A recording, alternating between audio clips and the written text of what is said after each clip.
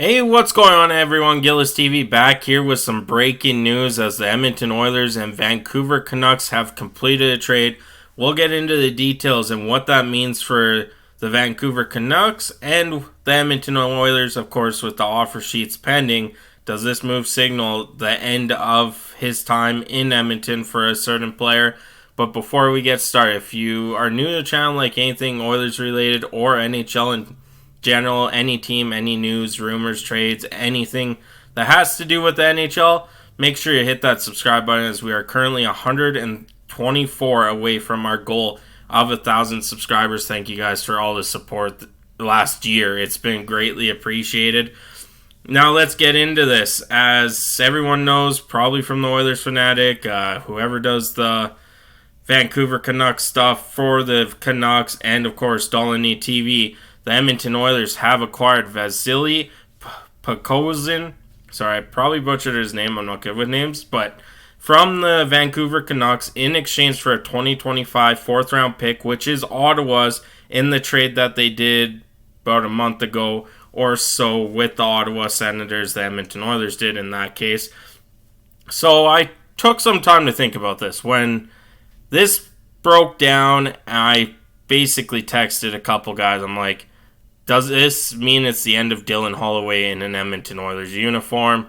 Like, I get Podkolzin is, of course, cheaper than what Holloway's going to be now, and he can sure maybe crack the lineup. Sorry, I'm stuttering right now, because I really don't know why the Oilers would do this move. I talked to someone, and they explained, hey, well, we're not giving up a second now to keep Holloway to move CC.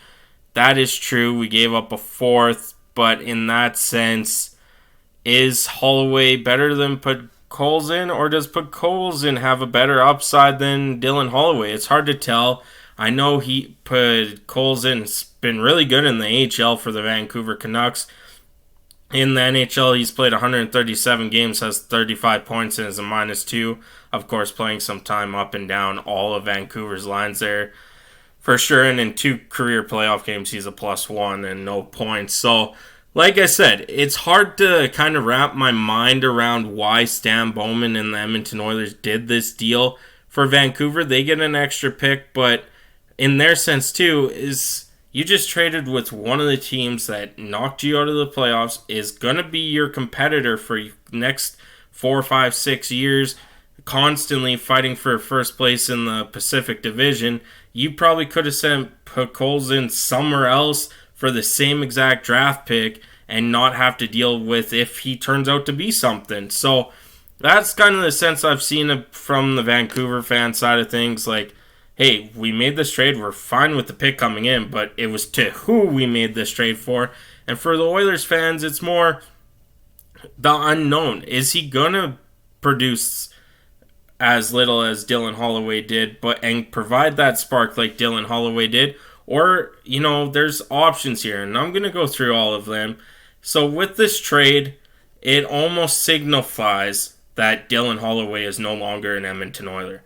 That being said, there are ways around this, like the trade of Cody Ceci. You still use Troy Stetcher, Josh Brown, and Ceci's pairing, because if you think about it, it's about $6 million for your third D pairing. That should be more around the $4 million range. So if you do this, you kind of get that flexibility to use that extra money elsewhere.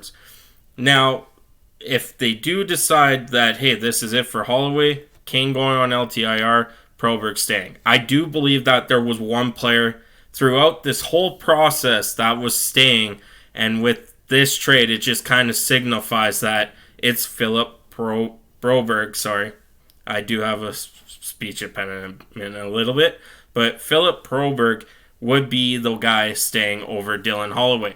Now, like I said, they could still make this work where you need to fill out your 50 contracts. You need to fill out your AHL system.